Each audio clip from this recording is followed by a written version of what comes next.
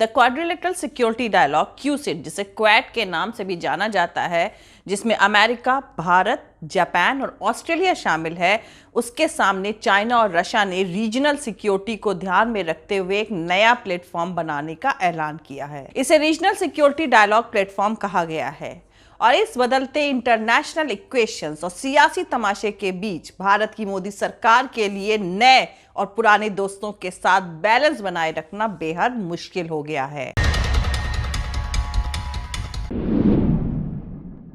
इसी का नतीजा है कि रशिया और भारत के बीच 20 सालों से होने वाली ईयरली कॉन्फ्रेंस पिछले साल नहीं हुई, जिसके पीछे भारत का क्वाड में शामिल होने को भी एक वजह माना जा रहा है। हालांकि भारत और रशिया ने इस सम्मेलन के न होने के पीछे कोरोना महामारी को वजह बताया है, लेकिन 8 दिसंबर को सरकारी think tank Russian international affairs council को वीडियो कॉन्फ्रेंसिंग से एड्रेस करते हुए रशिया के फॉरेन मिनिस्टर ने कहा था कि वेस्टर्न कंट्रीज भारत के साथ उसके करीबी रिश्तों को कमजोर करने की कोशिश कर रही है। वहीं पाकिस्तान के साथ रशिया की करी गई मिलिट्री एक्सरसाइज ने भी मोदी सरकार को अनईजी पोजीशन में ला दिया है। दरअसल द क्वाड्रिलैटरल सिक्योरिटी डायलॉग क्यूसिड, जिसे क्वाड भी कहा जाता है, उसका प्रपोजल साल 2007 में जापान के प्राइम मिनिस्टर शिंजो आबे ने पहली बार रखा था, जिसे भारत, अमेरिका और ऑस्ट्रेलिया ने सपोर्ट किया था। इसके बाद इसी साल इनकी बैठक हुई थी। मार्च के दूसरे हफ्ते में भारत के प्रधानमंत्री नरेंद्र मोदी, अमेरिकी राष्ट्रपति जो बाइडेन, ऑस्ट्रेलियाई प्रधानमंत्री स्कॉट मॉरिसन और जापान के प्रधानमंत्री योशिहिदे सुगा वर्चुअल बैठक में शामिल हुए थे। वहीं इस बैठक से कुछ देर पहले ही चाइना ने एक बयान जारी करके कहा था कि राष्ट्रों को किसी तीसरे पक्ष के इंटरेस्ट पर निशाना साधना या नुकसान नहीं पहुंचाना चाहिए। चाइना ने कहा था कि देशों को एक्सक्लूसिव ब्लॉक नहीं बनाने चाहिए। दरअसल क्वाड को वजूद में लाने के पीछे की वजह चाइना के बढ़ते इन्फ्लुएंस को रोकना ही बताया जाता है। अमेरिका चाइना को एक बढ़ती चुनौती के तौर पर देख रहा है। वहीं ऑस्ट्रेलिया और जापान का भी साउथ चाइना सी में चीन के साथ टकराव है। भारत का चाइना से सीमा विवाद यानी बॉर्डर कंट्रोवर्सी बरसों पुरानी है और हाल ही में दोनों देशों की फौज लद्दाख में सरहद पर आमने सामने थी। इसलिए क्वाड सिक्योरिटी डायलॉग के जरिए चारों मेंबर देश यानी भारत, अमेरिका, ऑस्ट्रेलिया और जापान क्षेत्र में एक प्लेटफॉर्म पर साथ आए हैं। वैसे चाइना और रशिया दोनों ही क्वाड को लेकर अपनी नाराजगी जाहिर कर चुके हैं। चाइना के deputy foreign minister Luo Zhao हुई क्वाड को चीन विरोधी फ्रंटलाइन या मिनी नेटो भी कह चुके हैं। जानकार मानते हैं कि चीन फिक्रमंद है कि क्वाड ग्रुप फ्यूचर में चाइना के खिलाफ बड़ा आकार, बड़ा शेप लेकर उसके लिए खतरा बन सकता है। वहीं रशिया ने भी इसमें चीन का पूरी तरह साथ दिया है। रशिया ने क्वाड में अपने मुल्क की रीजनल सिक्योरिटी को लेकर फिक्र जाहिर करी है। रूस ने क्वाड देशों में हुए बेका समझौते को लेकर भी फिक्र जताई है। बेका यानी basic exchange and cooperation agreement. इस समझौते के तहत भारत और अमेरिका एक दूसरे के साथ मिलिट्री टेक्नोलॉजी, इक्विपमेंट और जियोस्पेशियल मैप आपस में शेयर करेंगे। इसी इंटरनेशनल सियासी इक्वेशन को काउंटर करने के लिए चाइना और रशिया ने अपने मुल्क की रीजनल सिक्योरिटी को ध्यान में रखते हुए एक नया प्लेटफॉर्म बनाने का ऐलान किया है। इसे रीजनल सिक्योरिटी डायलॉग प्लेटफॉर्म कहा गया है। यह प्रपोजल दक्षिणी चीन यानी साउथ चाइना के शहर गुडलिन में चाइना के फॉरेन मिनिस्टर वांग ही और उनके Russia counterpart Sergei Lavrov के बीच हुई बैठक के बाद आया है। बैठक में दोनों देशों के फॉरेन मिनिस्टर्स ने रीजनल टकराव के लिए छोटे छोटे ग्रुप बनाने को लेकर अमेरिका पर हमला भी बोला। यह बैठक 19 मार्च को अमेरिका चाइना शिखर सम्मेलन और 12 मार्च को क्वाड के शिखर सम्मेलन के बाद हुई है। तो आपको बता दूं कि इसी तरह कई मामलों में रशिया और चाइना पिछले कुछ सालों से साथ आते रहे हैं। दोनों देशों के बयानों में बढ़ रही करीबी साफ झलकती है। चाइना के प्रेसिडेंट शी जिनपिंग ने जून 2019 में 3 दिन के दौरे के दौरान रशिया के प्रेसिडेंट व्लादिमीर पुतिन को अपना सबसे अच्छा दोस्त बताया था। उस दौरान चाइना और अमेरिका के बीच ट्रेड वॉर चल रही थी और दोनों एक दूसरे पर लगातार टैरिफ बढ़ा रहे थे। इसके अलावा अमेरिका रेस्ट्रिक्शंस के बावजूद भी चाइना का रशिया के साथ बिजनेस चलता रहा। दूसरी तरफ अफगान तालिबान पीस टॉक में भी चाइना और रशिया दोनों मुल्क काफी बढ़ चढ़कर अपना रोल निभा रहे हैं। कुल मिलाकर अगर कहा जाए तो कई मसलों को लेकर दोनों मुल्कों में बढ़ती नजदीकियां साफ साफ दिखाई दे रही हैं, जो भारत के डिप्लोमेटिक बैलेंस की मुश्किलें बढ़ाने के लिए काफी हैं। क्योंकि चाइना से बिगड़ते रिश्ते, बिजनेस और दूसरे मुद्दों में मिल रही चुनौतियां भारत को अमेरिका के करीब ला रहे हैं, तो रशिया को भारत की वेस्टर्न कंट्रीज से ये करीबी बिल्कुल भी रास नहीं आ रही है। दरअसल इस वक्त चाइना और रशिया दोनों पश्चिम विरोधी एजेंडे यानी वेस्ट विरोधी एजेंडे पर चल रहे हैं। अमेरिका से मिल रही चुनौती ने पिछले कुछ सालों में दोनों मुल्कों को एक साथ ला दिया है। रूस की फॉरेन पॉलिसी भी इस वक्त पश्चिम देशों के विरोध पर ही बेस्ड है। वहीं चाइना भी लगातार अमेरिका के निशाने पर बना हुआ है।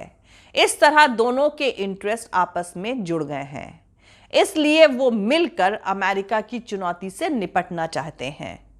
अमेरिका चाइना में विगर मुसलमानों और हांगकांग में हो रहे प्रोटेस्ट को लेकर ह्यूमन राइट वायलेशन का मसला कई बार उठा चुका है। दोनों देशों के बीच 2018-2019 से ट्रेड वॉर चल रही है।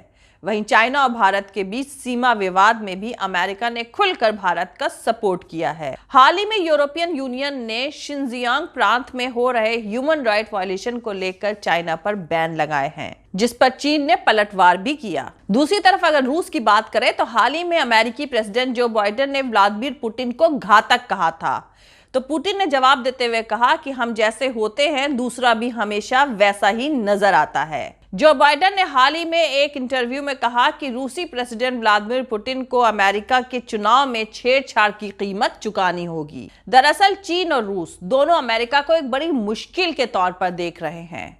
क्वेड को लेकर पहले इतने सीरियस नहीं थे, चीन भी उसे लेकर फिक्रमंद नहीं था, भारत भी उसमें शामिल होने से हिचक रहा था, लेकिन अब देखते ही देखते क्वेड जमीन पर उतर आया है और उसकी वर्चुअल कॉन्फ्रेंस भी हो गई है। वहीं चीन की जो बाइडेन एडमिनिस्ट्रेशन में कुछ बदलाव होने की उम्मीद भी अब खत्म हो गई है। जो बाइडेन भी चीन को लेकर उतने ही अटैकिंग मोड में हैं जितने कि डोनाल्ड ट्रंप थे। इसलिए भी चाइना रशिया के साथ मिलकर अमेरिका को चुनौती दे रहा है। ये एक तरह से दबाव की सियासत है। कोई ताकतवर मुल्क चुनौती मिलने पर यह दिखाना चाहता है कि वो भी किसी से कम नहीं है। दोनों देश अमेरिका और उसके साथ जुड़े दूसरे मुल्कों को ये मैसेज भी देना चाहते हैं कि वो भी क्वेड की तर्ज पर एक सिस्टम बना सकते हैं। चीन फाइनेंशियल लेवल पर और अमेरिका मिलिट्री लेवल पर दूसरे देशों के साथ जुड़ा हुआ है। इसलिए आगे चलकर सभी देशों के सामने एक चुनौती होगी कि वो अमेरिका और चीन के बीच बैलेंस कैसे बनाएं। ईरान, इराक, पाकिस्तान, अफगानिस्तान या यूरेशियाई देश चीन और रूस का दामन थामते दिख रहे हैं और उन्हें नॉर्थ कोरिया यानी उत्तर कोरिया का साथ भी मिल सकता है। कुल मिलाकर कहा जाए तो इंटरनेशनल सियासत में एक नए तरह का उबाल आ रहा है। एशियाई देशों के सामने जो चुनौती है उसमें सबसे ज्यादा मुश्किल में भारत है। भारत के लिए तो अभी से कशमकश के हालात बनने लगे हैं। भारत के सामने पहली चुनौती रूस को लेकर है, यानी रशिया को लेकर है। रूस और भारत के रिश्ते में काफी इंटेंसिफिकेशन रहा है। इंटरनेशनल मंचों पर रूस ने भारत का हमेशा साथ दिया है। वहीं भारत अपने हथियारों की सबसे ज्यादा खरीद रूस से करता है। लेकिन पिछले कुछ वक्त से दोनों देशों के रिश्तों में तनाव दिख रहा है। रूस चीन से दोस्ती बढ़ा रहा है और उसने हाल ही में पाकिस्तान के साथ मिलिट्री एक्सरसाइज भी करी है। वहीं रूस से S-400 मिसाइल सिस्टम की खरीदारी पर अमेरिका की तिरछी नजरें भारत पर भी रही हैं, क्योंकि अमेरिका भी भारत को एक बड़े डिफेंस मार्केट यानी रक्षा बाजार के तौर पर देखता है। इसी के चलते भारत के लिए अपने नए और पुराने दोस्तों के बीच बैलेंस बनाना बेहद मुश्किल हो गया है। भारत चाहेगा कि रूस के साथ उसके अच्छे रिश्ते बने रहे, लेकिन अगर रूस चाइना के इतने करीब जा रहा है तो भारत को भी ये समझना पड़ेगा कि उसे रूस के साथ रिश्ते कैसे बेहतर करने हैं। लेकिन यहीं पर भारत की भी मजबूरियां हैं और चीन उसके सामने सबसे बड़ी चुनौती बना हुआ है।